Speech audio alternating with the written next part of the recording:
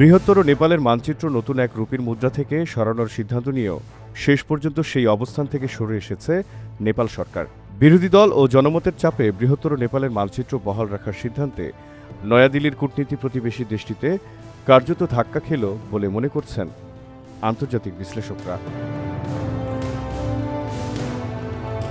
কেন্দ্রীয় ব্যাংক নেপাল রাষ্ট্র bank NRB শনিবার জানিয়েছে, নতুন এক রুপির মুদ্রা বাজারে ছাড়া হবে।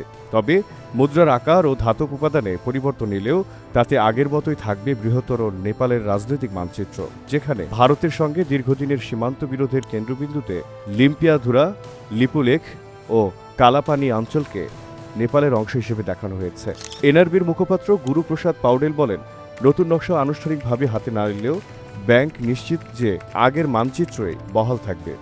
তিনি জানান, নতুন মুদ্রাটি আগের তুলনায় আকারে ছোট ও ওজনে হালকা হবে। ভারত নেপাল সীমান্ত বিরোধের কেন্দ্র ভারতের উত্তরাখণ্ডের পিথোরাগড় জেলার কাছে ভারত নেপাল চীনের ট্রাই জংশন সংলগ্ন প্রায় ৩৭০ বর্গ কিলোমিটার এলাকা। লিপুলেখ ও কালাপানি এই তিনটি অঞ্চল নিয়েই দুই দেশের বিরোধ আছে। বিরোধের মূল উৎস ১৮১৬ সালের সৌগলি চুক্তির ভিন্ন ব্যাখ্যা। নেপালের দাবি, মহাকালী নদীর উৎপত্তি লিম্পিয়াধুরা থেকে হওয়ায় ওই তিনটি এলাকা তাদের ভূখণ্ডের অন্তর্ভুক্ত। অন্যদিকে ভারতের দাবি, নদীর উৎপত্তি কালাপানির কাছের একটি ঝর্ণা থেকে, ফলে তিনটি এলাকাই উত্তরাখণ্ড রাজ্যের অংশ। ২০২০ সালের মে মাসে ভারত ধারচুলা থেকে লিপুলেখ পাস পর্যন্ত কৌশলগত সড়ক উদ্বোধন করলে বিরোধ নতুন করে তীব্র হয়। কৈলাস মানস সরোবর যাত্রার জন্য গুরুত্বপূর্ণ এই সড়ককে নেপাল নিজেদের দাবিকৃত ভূখণ্ডের মধ্য দিয়ে নির্মিত বলে অভিযোগ তোলে। এরপর তৎকালীন প্রধানমন্ত্রী কেপি শর্মা ওলি সরকার সংশোধিত রাজনৈতিক মানচিত্র প্রকাশ করে, যেখানে কালাপানি, লিপুলেখ ও লিম্পিয়াধুরাকে নেপালের অংশ হিসেবে দেখানো হয়। পরে সেই মানচিত্র সংবিধান সম্মত হিসেবে স্বীকৃতি পায় এবং সরকারি নথি ও প্রচলিত মুদ্রাতেও স্থান পায়। ভারত অবশ্য শুরু থেকে এই মানচিত্রের বিরোধিতা করে আসছে। ২০২৫ সালে রাজনৈতিক পরিবর্তনের পর অনুষ্ঠিত নির্বাচনে ক্ষমতায় আসেন র্যাপার থেকে রাজনীতিক হওয়া বালেন্দ্র শাহ। প্রধানমন্ত্রী হওয়ার আগে কাঠমান্ডুর মেয়র হিসেবে তিনি জাতীয়তাবাদী অবস্থানের জন্য পরিচিত ছিলেন।